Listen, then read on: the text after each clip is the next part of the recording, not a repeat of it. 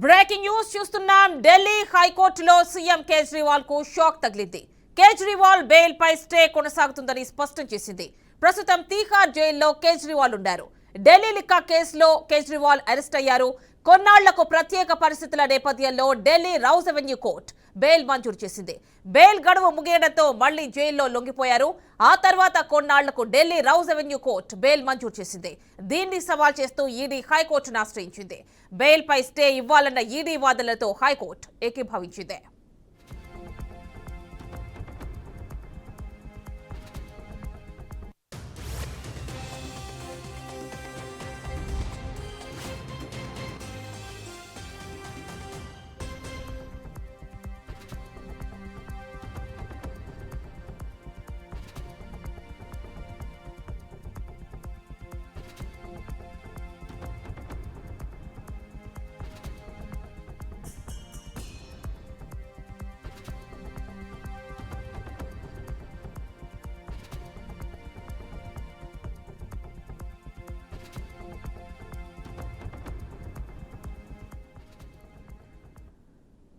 Delhi high court CM Kejriwal కు shock తగిలింది. Kejriwal bail పై స్టే కొనసాగుతుందని స్పష్టం చేసింది.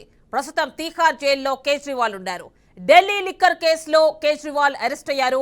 కొన్నాళ్లకు ప్రత్యేక పరిస్థితుల నేపథ్యంలో Delhi Rouse Avenue court bail మంజూరు చేసింది.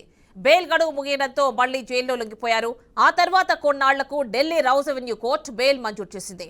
దీన్ని సవాల్ చేస్తూ ఈడీ హైకోర్టును ఆశ్రయించింది. బెయిల్ పై స్టే ఇవ్వాలన్న ఈడీ వాదనలతో హైకోర్టు ఏకీభవించింది.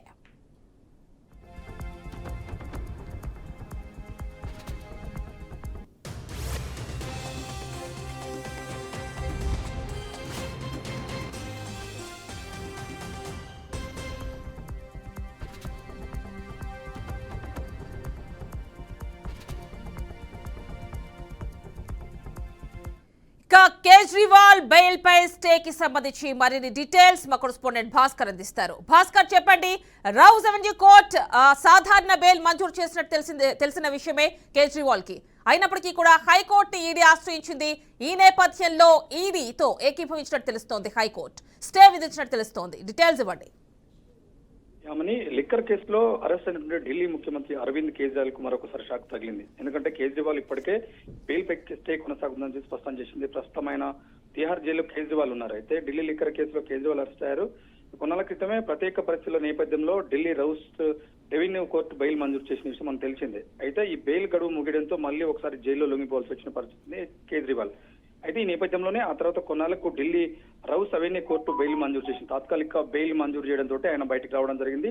ఆ తర్వాత దీన్ని సవాల్ చేస్తూ ఈడీ హైకోర్టును ఆశ్రయించింది. ఎందుకంటే ఈ నేపథ్యంలో కొంత ఆయన బయటకు వస్తే సాక్ష్యాలు తారుమారయ్యే అవకాశం ఉంటుంది. దీని ప్రధానంగా ఉన్నటువంటి అంశాన్ని దీన్ని ఆశమాష చూడొద్దని చెప్పేసి ఒకసారి హైకోర్టు సవాల్ చేసిన పరిస్థితి ఉంది. అయితే ఇప్పటికే బెయిల్ పై స్టే ఇవ్వాలన్న ఈడీ వాదనలతో హైకోర్టు ఏకోపించింది. దీనిపై పూర్తిగా ఇంకా మనకు స్పష్టత రావాల్సింది. నిజంగా ఆయన బెయిల్ ఇస్తారా, లేకపోతే ఇంకేదైనా అవసరాలు ఇస్తే ఏదైనా మార్చే అవకాశం ఉందా, లేకపోతే ఎందుకంటే తను బయటకు వస్తే మాత్రం బెయిల్ లేకుండా సాక్ష్యాలను తారుమారయ్యే అవకాశం ఉంది. ఎందుకంటే ఒక దేశవ్యాప్తంగా ఉన్నటువంటి లిక్కర్ కేసులో ఒక దేశవ్యాప్తంగా కుదిపేస్తున్న పరిస్థితి.